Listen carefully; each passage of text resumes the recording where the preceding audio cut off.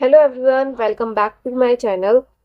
कैसा हो अगर आपको डिस्क्रिप्टिव क्वेश्चंस मिल जाए और साथ में हिंट आंसर भी मिल जाए। जी हाँ, आज हम डिस्क्रिप्टिव क्वेश्चंस को डिस्कस करेंगे और उसके कुछ हिंट आंसर भी हैं जिसकी प्रैक्टिस आप कर सकते हैं अपने डिस्क्रिप्टिव क्वेश्चंस को अच्छा बनाने के लिए। So first question is, how is intellectual disability defined in a modern educational and clinical context. तो सबसे पहले आपको इसमें इंटेलेक्चुअल डिसेबिलिटी की डेफिनेशन लिखनी है। आप इसमें पीडब्ल्यूडी एक्ट 1995 में जो इंटेलेक्चुअल डिसेबिलिटी की डेफिनेशन दे रखी है वो लिख सकते हैं, या फिर आरपीडब्ल्यूडी एक्ट 2016 में जो डेफिनेशन दे रखी है वो लिख सकते हैं।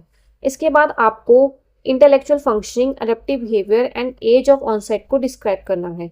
इंटेलेक्चुअल फंक्शनिंग में आ जाएगा reasoning, learning and problem solving. And adaptive behaviour में आता है social skills, practical skills and daily living activity. And age of onset होता है before the age of 18 year. So अब बात करते हैं सेकंड क्वेश्चन की, what are the primary indicators during developmental years. So इसके आंसर में आप इन एरियाज का यूज कर सकते हैं, जैसे कि फर्स्ट कम्युनिकेशन, इसके अंदर आता है speech delay, language delay and difficulty in expressing needs और feeling. Second area is cognition, इसमें आता है slow memory, logical problem. And third area is daily living, इसमें आता है self care challenges and safety awareness. Now third question, how can the physical classroom environment be modified to support a student with intellectual disability.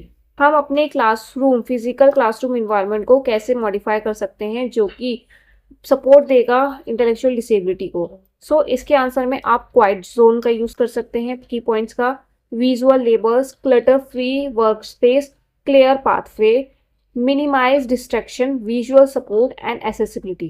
Quite zone का मतलब होता है कि आपको अपने क्लासरूम में एक ऐसा कॉर्नर बनाना चाहिए जहाँ पर बच्चा रिलैक्स, स्ट्रेस फ्री होकर वहाँ पर क्वाइटली काम कर सके। And clutter free work space का मतलब है कि आपको जो अननेसेसरी चीज़ें हैं क्लासरूम से हटा देनी चाहिए, जो कि बच्चे की डिस्ट्रैक्शन को रिड्यूस करेगा और उसके कंसंट्रेशन को बेटर बनाएगा। विजुअल लेबल से मतलब ये है कि हमें पिक्चर्स का, सिंबल्स का और क्लियर लेबलिंग का यूज़ करना चाहिए मटेरियल में और क्लासरूम में, ताकि बच्चे की अंडरस्टैंडिंग बेटर हो, बच्चा उसे बहुत आसानी से समझ सके।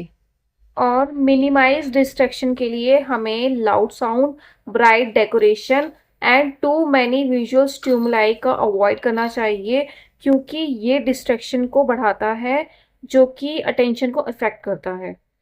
Now fourth question, which specific teaching strategies yield the best result for student with intellectual disability। इसके आंसर में हम यूज कर सकते हैं task analysis, visual aids and concrete example. Task analysis क्या होता है, इसमें हम एक टास्क को ब्रेक करते हैं कई छोटे छोटे स्टेप में।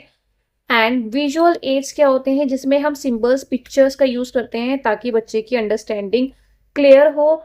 एंड कॉन्क्रीट एग्जाम्पल में हम रियल ऑब्जेक्ट को यूज करेंगे हमेशा ताकि बच्चे की अंडरस्टैंडिंग बेटर हो। Our fifth question is about IEP. So question is, what is the role of an IEP in managing the education of student with ID। इसमें सबसे पहले आप IEP के बारे में लिखेंगे, फिर उसके स्टेप्स को डिस्क्राइब करेंगे। एसेस, प्लान, इम्प्लीमेंट, रिव्यू, ये स्टेप्स हैं IEP के। इसमें आप स्मार्ट गोल को डिस्क्राइब करेंगे, customize support and continuous review को भी डिस्क्राइब करेंगे।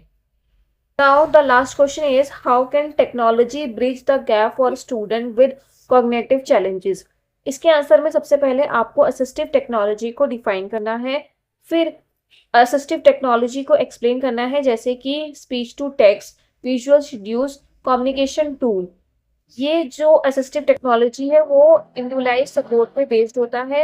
ये हमारी इंडिपेंडेंस को एनहेंस करता है and tailor learning for the child with intellectual disability. इन सब की पॉइंट्स का यूज करके आप अपने आंसर को बेटर बना सकते हैं। आई होप आपको वीडियो अच्छी लगी होगी। Thank you so much.